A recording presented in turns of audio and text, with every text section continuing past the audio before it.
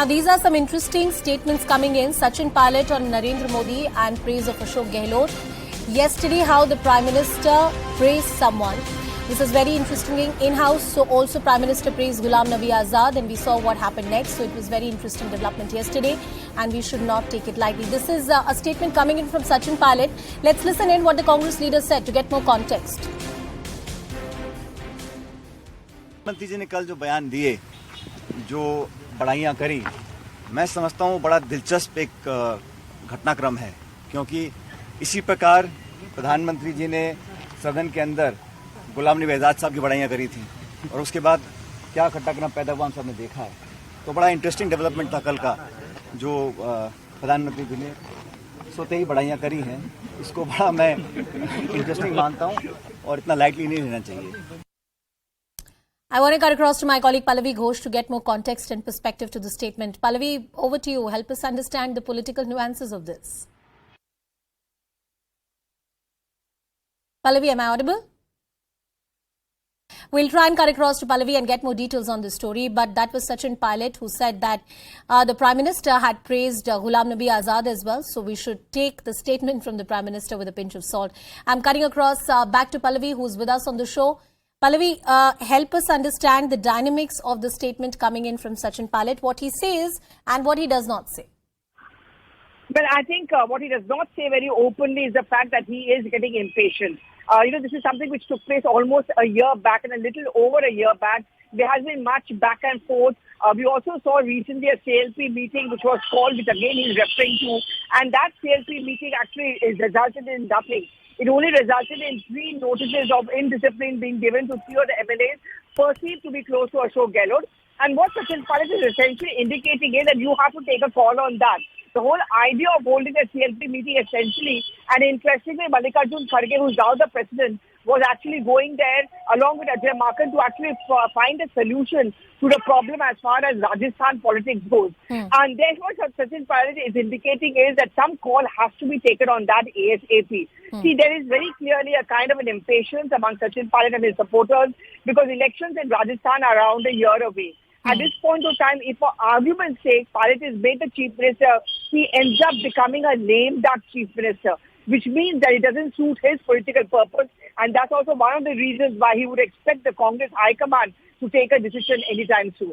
Pallavi, earlier, after the intervention of the Congress High Command, there was some quietus to this entire problem between Sachin Pilot versus Ashok Gehlot.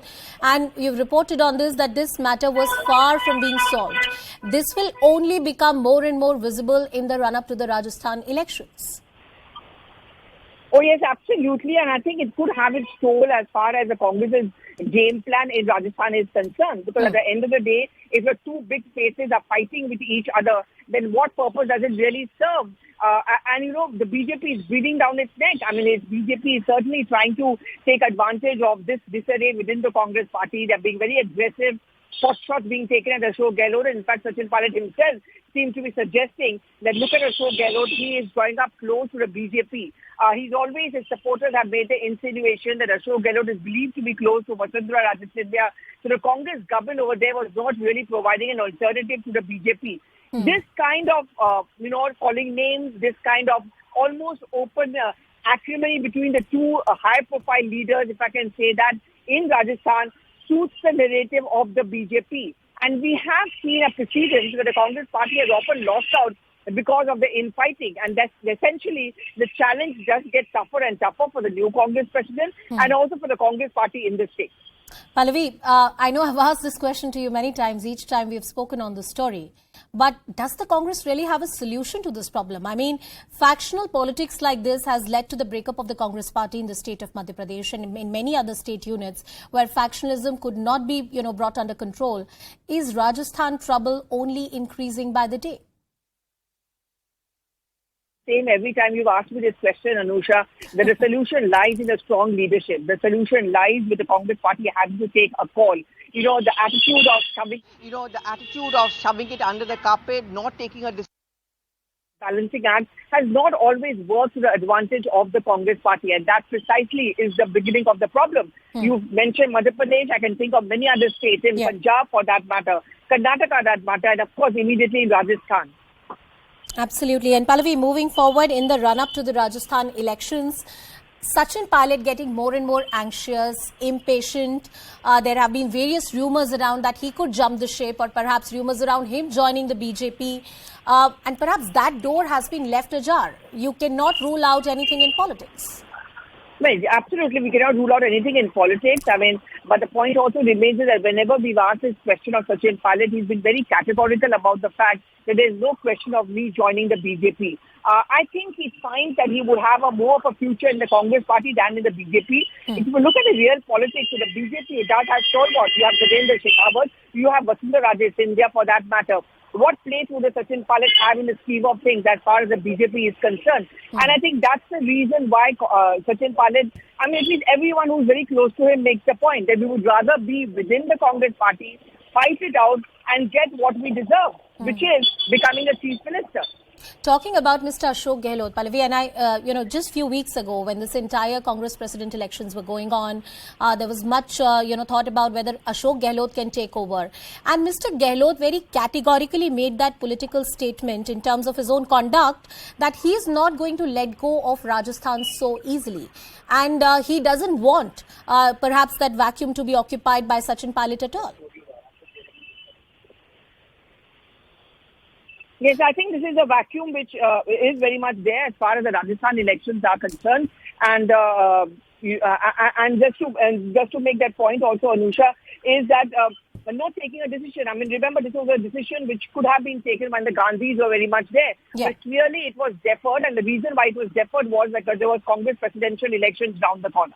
Absolutely. I want to cut across to Bhavani as well, who is with us on the broadcast. Bhavani, Sachin Pilot के इस पूरे बयान को आप कैसे देखते हैं? राजस्थान की राजनीति में इसका क्या प्रभाव पड़ सकता है, या आने वाले समय के बारे में ये हमें क्या बताता है?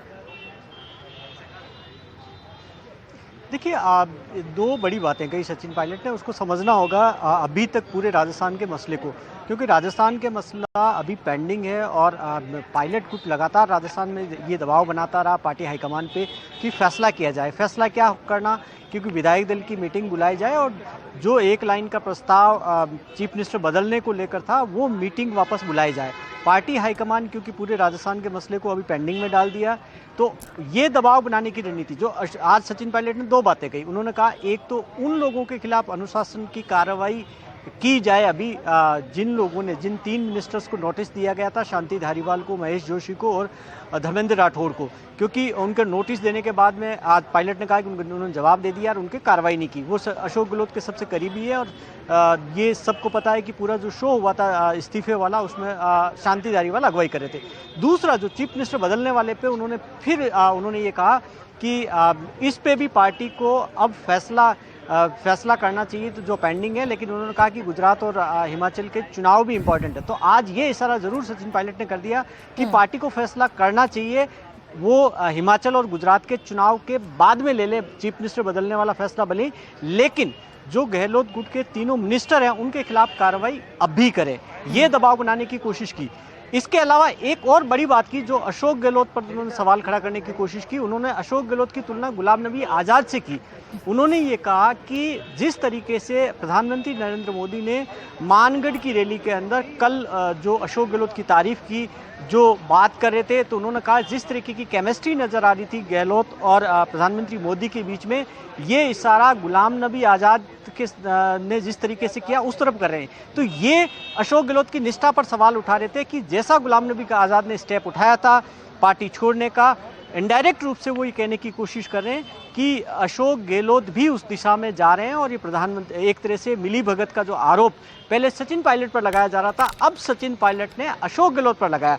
तो अब अशोक गहलोत की निष्ठा पर सवाल उठाकर उस बात को आगे ले जाने की सचिन पायलट ने कोशिश की कि अशोक गहलोत को जो पहले माना जाता था जैसा निष्ठावान, जिस बीजेपी तारीफ क्यों कर रही है, प्रधानमंत्री तारीफ क्यों करें।